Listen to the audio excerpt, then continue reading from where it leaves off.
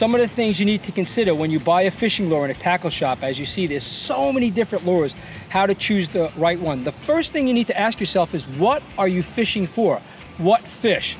That's going to help you pick the lure. The example is, if you're fishing for a redfish and he feeds on the bottom, you might want a lure that's going to be down on the bottom. If you're fishing for a mackerel and he's going to be fishing on top, you might want a lure that's going to be on top. If you're fishing for a snook and he's going to be in the middle water column, you might want a lure in the middle water column. If you know that the redfish uses smell as his #1 attribute to hunt and track food, you want that bait to smell. If you know that the snook, it goes by vibration and feel, you might want that lure to have a good vibration and move a lot in the water. Or with a mackerel, if he uses his keen eyes, something very flashy and fast. I have a few lures that we're going to go through. Here are the things you also want to consider when you're buying a fishing lure, is where you're going to fish, the habitat. If you're fishing in mangroves like you see behind us here, you're not going to want to throw a lure with a bunch of treble hooks, because you're not going to be able to cast it under and in the mangroves and drag it out, especially if the fish are there. The other thing is, fish use the same faculties as humans. They smell, hearing, touch, taste, all those things. Those are things you need to consider when buying a lure.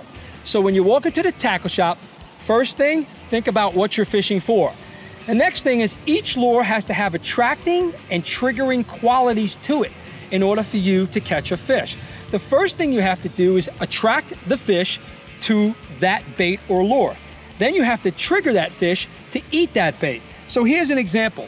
If it was a mackerel and it was on color in clear water, and you wanted, or if the water's dirty and you want to make it bright so they can see it, you might go with a lure that has a bright color to it.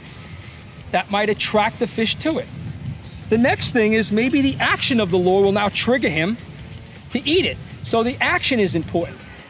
Every lure you buy should have those two qualities. If they're missing one of those qualities, it's probably less likely to catch a fish.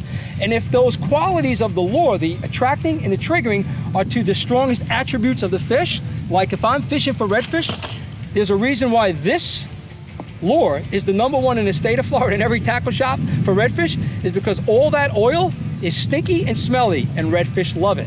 Another thing is, here's a Texas rig bait that I did.